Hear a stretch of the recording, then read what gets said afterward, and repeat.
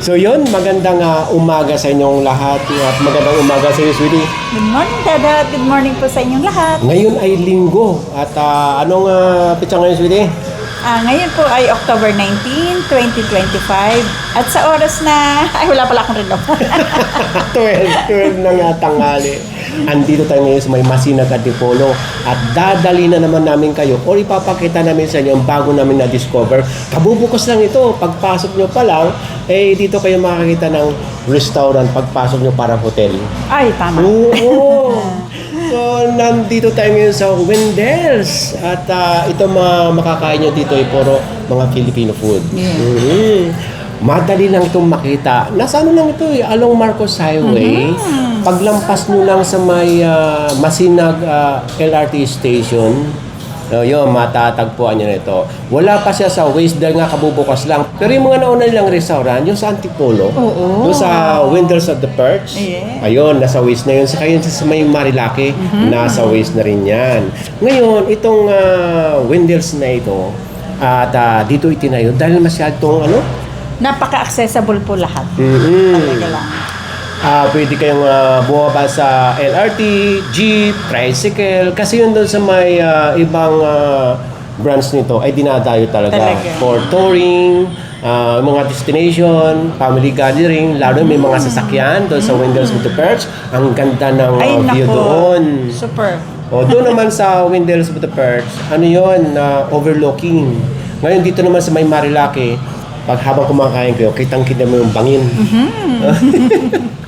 So, nature ang maaano niya doon. At ang pinakamaganda rito, alam niyo naman sa mga pinupunta nating restaurant, importante yung parking. Ay, super. Talaga lang. Malapad ang parking dito at siguro pagpunta nyo dito, pag puno na, may mag-a-assist sa inyo. Dahil itong building na itong kahabaan na ito, isang may-ari.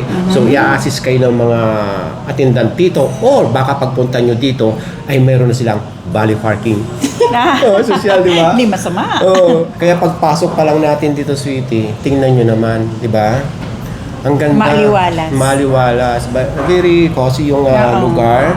At tapos napakalinis. At yun na nga, nasabi namin kanina, pagpasok mo pa lang, ay parang na tayong nasa hotel. At bubungad sa atin yung mga table na ito.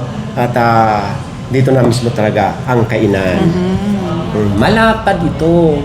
Saka yung team nitong restaurant dito ay napaka lahat kahoy Parang ganun. Glass. Amoy pa mainit-init pa Amoy bago pa. Bago.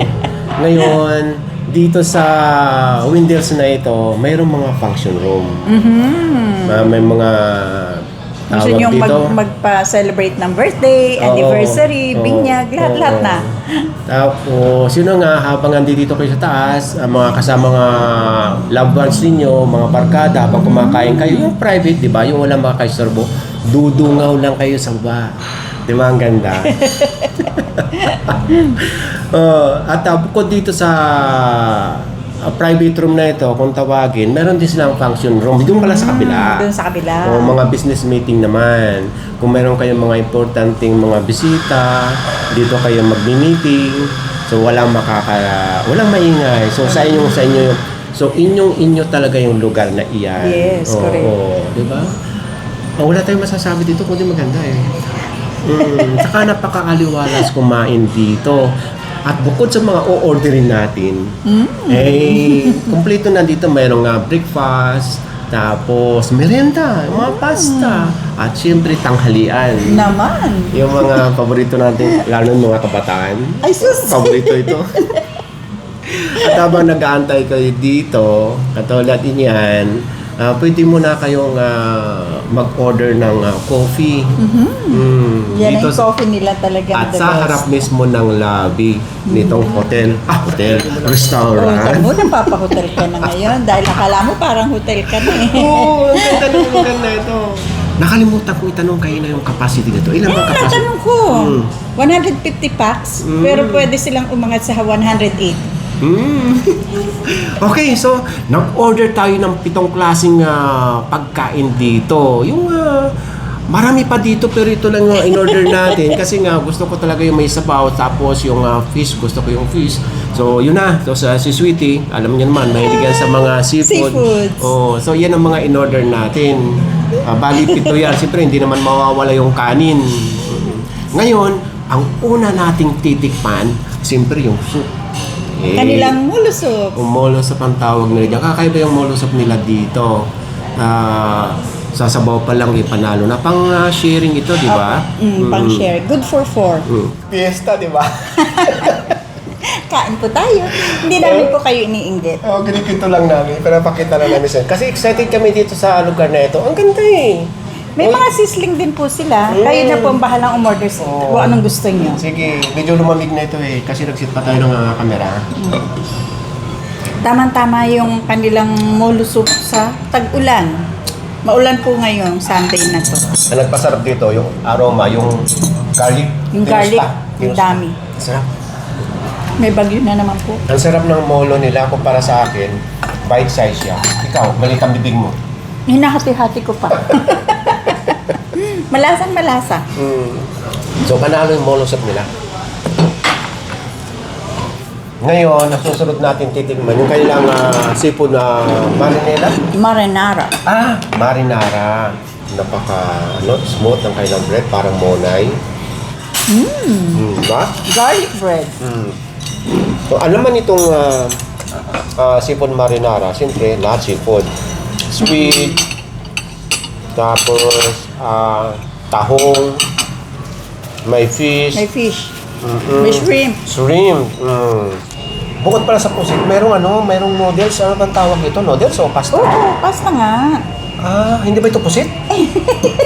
Kala ko pusit. Gusto ko shrimp. Diba?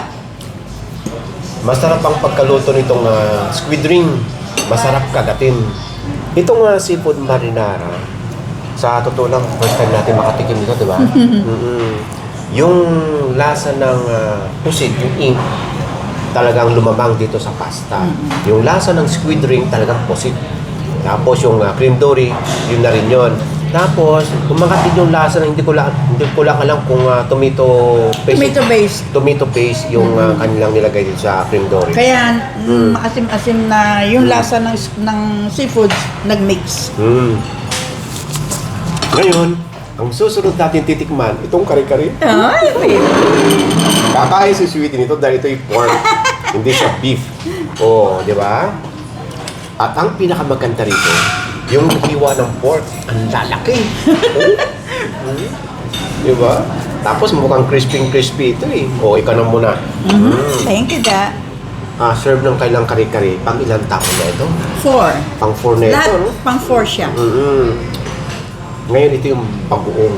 Hindi ko nakunan kanina. Favorite ko po ito, puso ng saging. Ay, yung puso ko. Hindi mo pa Matagal na. Titikman muna natin ng walang Walang bagoong. Walang lasa, ha? Ang kari-kari, walang lasa yan. Ang magpapalasa dyan yung bagoong. Hindi, merong kare-kare na hindi ko na gusto ang bagoong. Yun, isa pa yun. Kailangan po masarap ang bagoong. Ito kahit wala ng bagoong. Natikman mo? O, ito. Ang sarap. Kahit wala ng bagoong. Malinamnam yung sauce. Ano siya, creamy. Hindi mo mararamdaman yung parang Malasang giniling yung malasa. peanut, di ba? Giniling Malasang talaga. malasa. Tikman niyo yung kare-kare nila pagka pumunta kayo dito. Ang lasa ng pinaka-sauce nila, matamis-tamis na hindi naman masyadong katamisan na may yung kunting alat-alat. Di ba? May lasa na siya. May lasa na. At yung kailang bagoong ay matamis-tamis na rin. Tikman natin ngayon na yung meat na may bagoong. Ako, orderin niyo ito. Ang sarap. Ngayon, ang susunod natin titingnan, itong kansi. So ito yung kailangan kansi na medyo lumamig na. Pero hindi pa rin nakikita yung, hindi pa nagsisibo. No? Hindi pa nagsisibo. Itong kansi, may natitikman ako yung tamang-tamang asin. Ang kaibahan nito, lumasa yung yung lemongrass. Yun ang kakaibang aroma na maamoy nyo at malalasahan.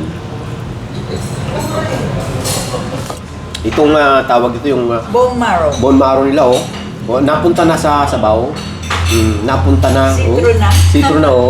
Kita ko kayo. Oh, Parang yun. yan. Oo, yun na. Oo. Nasa sabaw na. Kaya andyan na yung lasa. Teka. So, ibig ko sabihin, malamang, tinanggal na nila para hindi na tayo mahirapan. Pwede. Oo, hindi na tayo mahirapan mag-ihip-ihip dito o magkuha.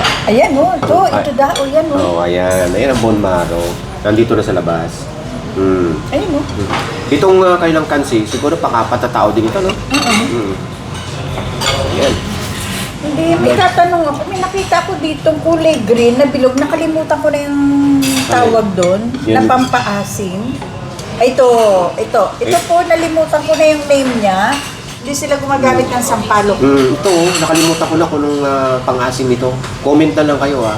Tikman na natin kung talaga Parang maasim. sa Mindanao o somewhere meron yan eh. Maasim yan ha? Sinasabi ko sa iyo, maasim yan. Kaya pala hindi nila binibiyak na ihalo dito dahil sobrang asim. Yan ang ginagamit nilang pampaasim. Comment lang kayo mga kabayan kung anong pangalan yan. Nalimutan ko na.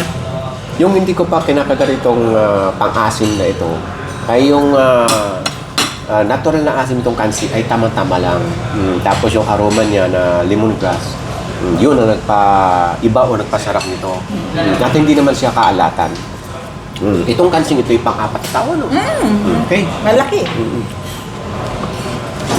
Ito na yung big bangos. Super laki. Pang ano yata ito? Family, ano? Oo. Laki.